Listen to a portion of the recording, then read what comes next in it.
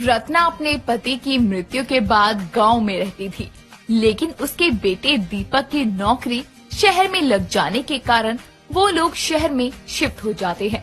दीपक को उसी ऑफिस में एक जानवी नाम की लड़की पसंद आती है। दोनों के बीच बातें शुरू हो जाती है। ऐसे ही कुछ समय बाद उनकी दोस्ती प्यार में बदल गई और एक दिन दोनों के पेरेंट्स शादी के लिए एग्री हो जाते हैं और शादी करके रत्ना बहू को घर ले आकर बोलती है, बेटा अभी यहीं खड़े रहो दोनों, मैं आरती की थाली लेकर आती हूँ। रत्ना आरती की थाली लाकर आरती उतारते हुए अपनी बहू का स्वागत करती है। आ जाओ बच्चों, हमेशा खुश रहो, चांद का टुकड़ा है मेरी बहू, नजर न लगे किसी की। दीपक जा बहू को कमरे में ले जा और इसका सामान ले जाकर कमरे में रख दे। दीपक जानवी का सामान लेकर कमरे में रख देता है और दोनों अपने कमरे में आराम करने लगते हैं। ऐसे ही समय गुजरता है और कुछ दिन बाद एक सुबह जानवी सबके लिए चाय नाश्ता बनाकर ले आती है, जिसके बाद रत्ना अपनी बहू बेटे के साथ चाय पीते हुए बोलती है, मैं कितनी बुढ़िया सी लगने लगी हूँ। बहू मेरे काले बाल कर दियो, सफेद सफेद से हो गए हैं। क्या मम्मी, बुढ़ापे में आपको कौन देख रहा है? अरे तेरे पापा ऊपर से देख रहे हैं, सफेद बालों को लेकर घूमने वाली उम्र नहीं है मेरी, अभी तो मैं जवान हूँ। मम्मी जी आपकी उम्र कितनी होगी? 54 की हो गई है मम्मी। क्या इतनी जल्दी सफेद बाल आ गए? हाँ बहू, इसके पापा के गुजरने के बाद मैं अकेली हो गई थी। गांव में कोई नहीं था संभालने वाला, इसलिए टेंशन में ऐसी हालत हो गई। कोई बात नहीं मम्मी जी, अब तो हम है ना आपको संभालने के लिए।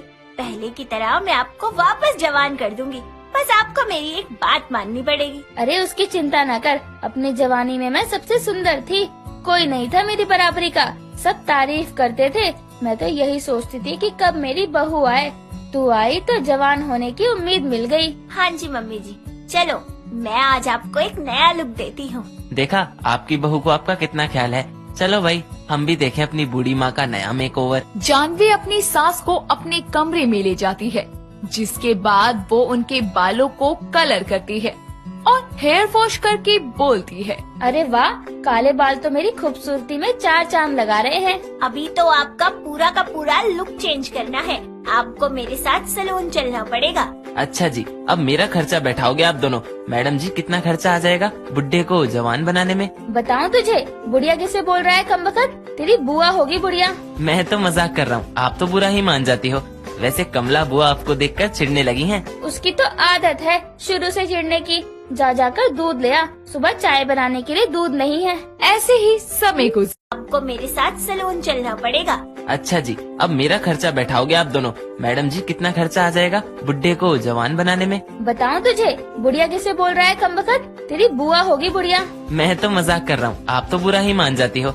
वैसे कमला बुआ आपको देखकर चिढ़ने लगी हैं। उसकी तो आदत है शुरू से चिढ़ने की, जा जाकर दूध ले आ, सुबह चाय बनाने के लिए दूध नहीं है। ऐसे ही समय गुजरता है और अगले दिन सुबह जानवी अपनी सास के लिए ग्रीन टी लेकर आती है और बोलती है, लो मम्मी जी चाय पी लो। ये चाय है, दूध डालना भूल गई क्या बहू, या वो काम चोर कर लेकर ही नहीं आया? नहीं मम्मी जी, ग्रीन टी है, आपको बेली फैट कम करना है ना।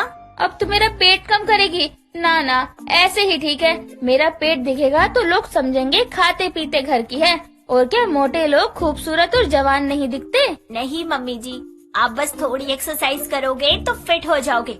डेली योगा करने से देखना आपके फेस पर कैसे इंस्टेंट ग्लो आएगा। हाँ, इस उम्र में तेरी तरह अपनी पतली कमर लेकर घूमूं फिर मैं? ठीक है, अगर आपको फैट कम नहीं करना दैट इज ओके, लेकिन अगर आपको वापस से जवान दिखना है तो थोड़ी मेहनत तो करनी पड़ेगी।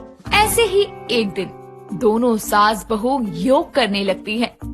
कुछ देर में रत्ना जानवी को रोकते हुए बोलती है, बहू अब बस भी कर, मैं थक गई योग करते हुए। ठीक है मम्मी जी, आप तब तक रेस्ट कर लो और फिर जूस पी लेना, मैं तब तक आपकी डाइट बना कर लाती हूँ। जानवी अपनी सास के लिए फ्रूट और वेजिटेबल सैलेड लाती है, जिसको खाकर रत्ना बोलती है, बहू ये खाना खाकर मुझे मजा नहीं आ रहा, तू ऐसा कर पराठे बना दे मेरे लिए आलू के।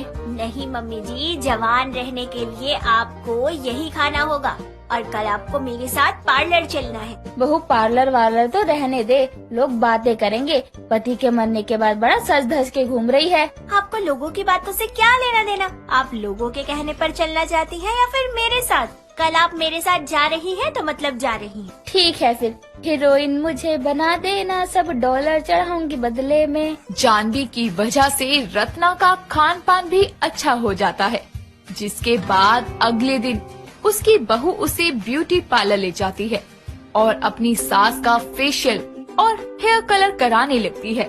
तभी रत्ना बोलती है, बहू मुझे अपने बालों को भी तेरी तरह साइड में रखना है, इसलिए देखियो ऐसा लुक किया जाए कि कोई बोले ना कि मैं तेरी सास हूँ। मम्मी जी आप टेंशन ना लो, सब कुछ होगा। ऐसे ही शाम को रत्ना को पार्लर से नया लुक मिल जाता है और रत्ना खुद को शीशे में देखकर बोलती है, ये मैं हूँ बहू? अरे वाह, ये तो चमत्कार ही हो गया, सब तेरी वजह से ही हुआ है। मम्मी जी आपकी सबसे बड़ी वजह तो यही है खूबसूरती की कि आप खुश रहती हैं। आपकी सबसे बड़ी वजह तो यही है खूबसूरती की कि आप खुश रहती हैं।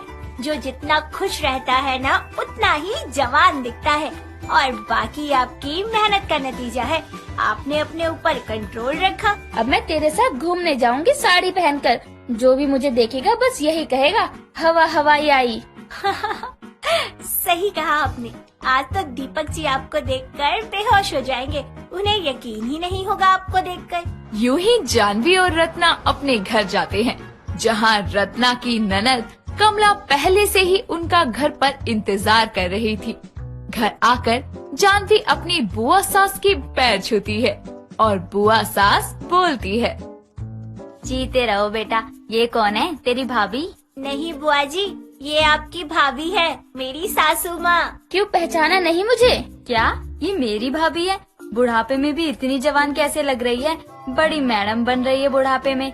क्या माल पानी खा रही हो भाभी? कोई टॉनिक पी लिया जिससे रंग रूप निखर गया है तुम्हारा? तुझे किस बात की जलन हो रही है? तू भी खा पी सही से। तू क्यों जल जल के काली हो रही है? मैं क्यों जलूंगी? तुमको ही ज्यादा जवानी आ रही है। गांव से आकर पर लग गए है ना? लगता है गांव से ज्यादा शहर का पानी लग गया है तुम्हें। तू भी तो गांव से शहर आई है। तू किसी कोयले की खान से निकल कर आई है क्या? वैसे लोग तो जलते ही हैं देख देख कर मुझे। आखिर खूबसूरत हूँ, जवान हूँ, तभी लोग मरते हैं मुझ पर। कुछ दूर दूर से जलते रहते हैं। मैं तो चाहती हूँ मुझे देखकर लोग ऐसे ही जलते रहे। क्यों, सही कहा ना? तभी दीपक रसोई से चाय बनाकर लाता है और जानवी को बोलता है, ये कौन है? आपको नहीं पता? सही से देखो, मम्मी जी ही हैं। यार अनबिलीवेबल, मुझे तो यकीन ही नहीं हो रहा। Wow mummy, you are looking so beautiful.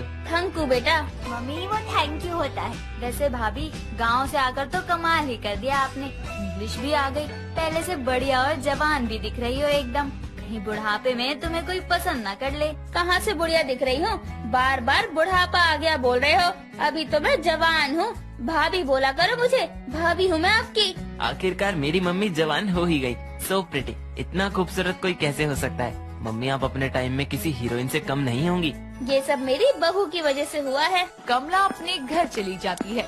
उसके जाने के बाद दीपक बोलता है, मम्मी कमला बुआ को देखा, उनकी शक्ल देखने लायक थी। हाँ जी मम्मी जी, साफ पता चल रहा था कि वो आपसे चिढ़ रही है। हाँ हाँ जलेगी ही, क्योंकि बिजली गिराने मैं हूँ आई, कहते हैं मुझको हवा हवाई। आखिरकार रत्ना को उसकी बहू मोटिवेट कर देती है और पार्लर जाकर उसको नया लुक मिलता है, जिसके बाद जानवी की सास सुंदर दिखने लगती है और वो खुद को जवान समझने लगती है।